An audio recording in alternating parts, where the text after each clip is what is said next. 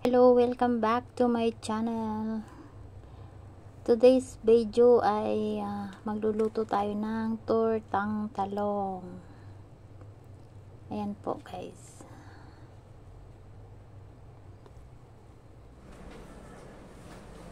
Yung haba ng talong, ang lalaki.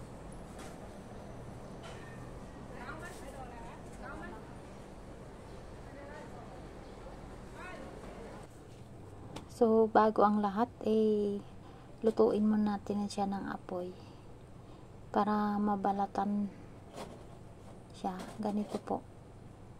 Kailangan natin sunugin. Ayan. Ang haba ng talong. Nakakatakam. Sa sobrang laki. Ayan, ang init guys. Sobra. Masakit sa kamay, napapasok. Pero masarap ang talong. Talaga.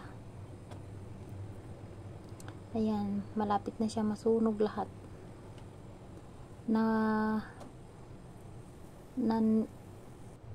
Ano yan? O, ayan guys. Balatan na natin. Kailangan natin balatan. Tanggalin yung sunog na balat. Ganyan. Ang init. Masakit sa kamay. Sobra. Paso yung kamay ko. Ayan guys. Malapit na siya mabalatan. So, mamaya lagyan natin ng ito kailangan natin durug-durugin muna at saka mamaya lalagyan natin ng itlog. Ayan guys, kailangan durug na durug, kailangan talaga para yung itlog sabay ng itlog ipiprito. Yan guys, malapit na siya. At mamaya lagyan natin ng itlog. Simple lang ang pagluto ko guys kasi hindi siya gaano presentable kasi ako lang din po ang kakain, so ganyan po. Gusto ko lang ipakita kung paano magluto ng tortang talong. Yung simpleng pagluto. Ayan guys. Ayan, lagyan na natin siya ng itlog. Pero bago natin ihalo, i-stir po natin at lagyan ng nor powder, konti, at saka asin. Ayan, asin, konti lang. Tapos i-stir natin siya ulit, i-mekos-mekos. Sabi nga nila, mekos-mekos daw. At pagkatapos, ihahalo natin sa may naturog na talong. So ayan. Yan guys, so tingnan nyo, 'di ba?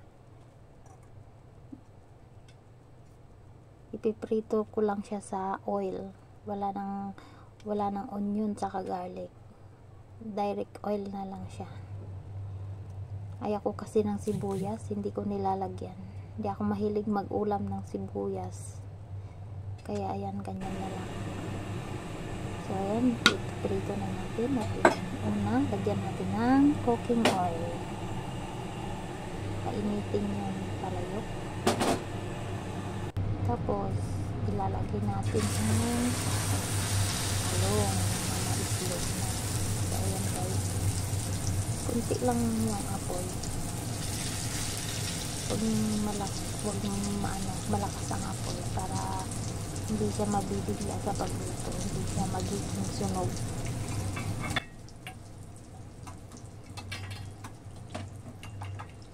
Ayan guys, mamaya baliktarin natin.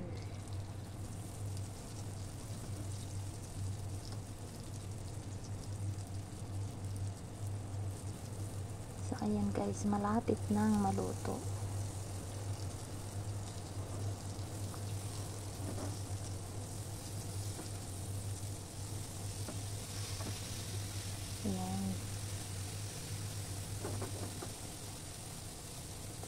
simpleng luto lang guys ang aking ginawa.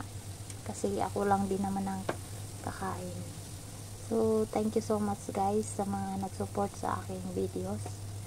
At saka sa hindi pa nakapag-subscribe, i-subscribe na po ninyo. At i-bell all ang notification bell para lagi po kayong update sa aking videos. So, ayan guys.